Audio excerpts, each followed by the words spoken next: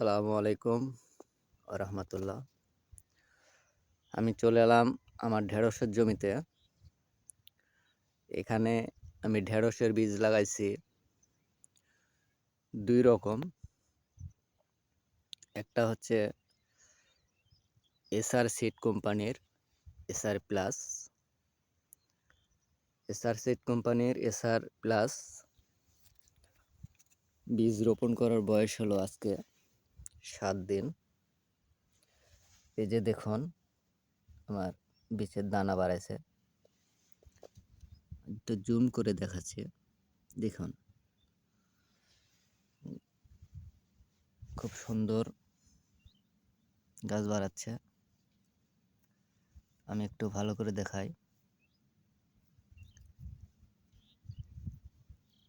এই যে আরেকটা বীজ, এখানে একটা বীজ আরেকটা বীজ। বীজের অঙ্কুরোদ্গম মাশাআল্লাহ এখানে 3টা দেখালাম, 3টাই বাড়াচ্ছে। আমি যদি আরেকটা দেখাই, কেন হয়তো আছে।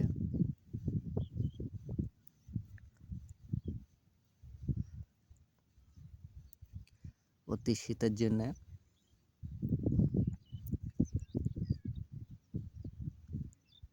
গাছটা বাড়াইতে একটু দেরি হচ্ছে, তবে এখানে হয়তো বা বীজটা তলে পড়ে গেছে। আমি একটু দেখাই।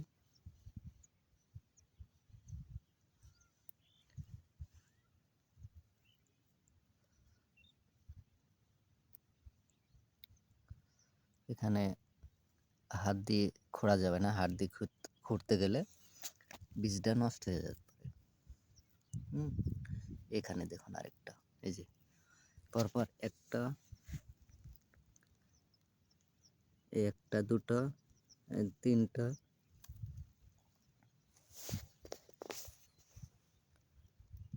এই যে পরপর 4টার ভিতর আমি একটা হাত দিয়ে খুঁড়তে গেলে বিচিটা নষ্ট হয়ে যাবে, তাই আমি খুঁড়তে পারছি না। তারপরও চেষ্টা করি।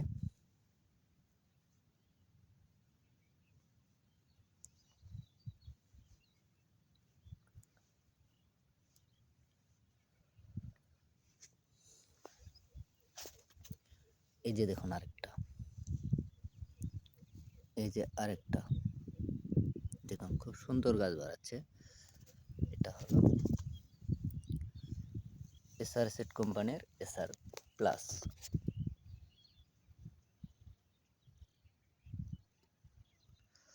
আর এটা এ সাইডের গিন হলো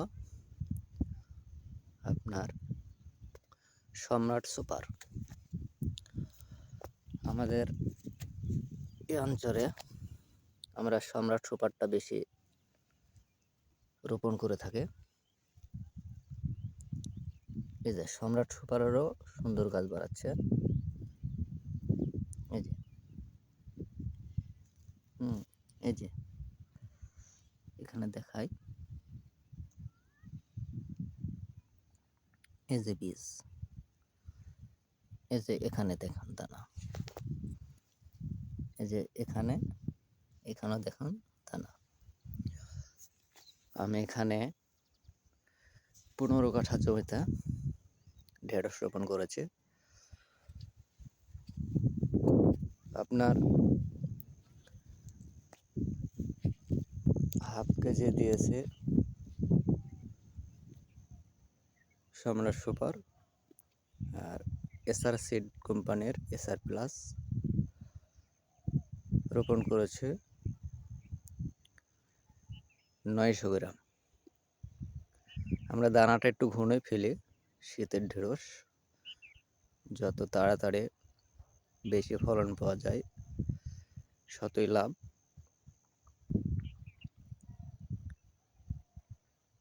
তাই আপনারা ঢেঁড়স চাষ করলে বিশেষ করে চাষে বেশি করে পটাশ দেবেন। বিঘা প্রতি 30 কেজি পটাশ দেবেন এবং 4 কেজি আপনারা দানাদার ইউজ করবেন। তাহলে আপনাদের গাছ শীতের গাছ বের হতে কোনো সমস্যা হবে না। তা আমি পরবর্তী ভিডিও আমি পরে তুলে ধরার চেষ্টা করব। এই দেখুন গাছ, কত সুন্দর গাছ বের হচ্ছে। এই যে দেখুন, ঢেঁড়সের চাষে বিশেষ করে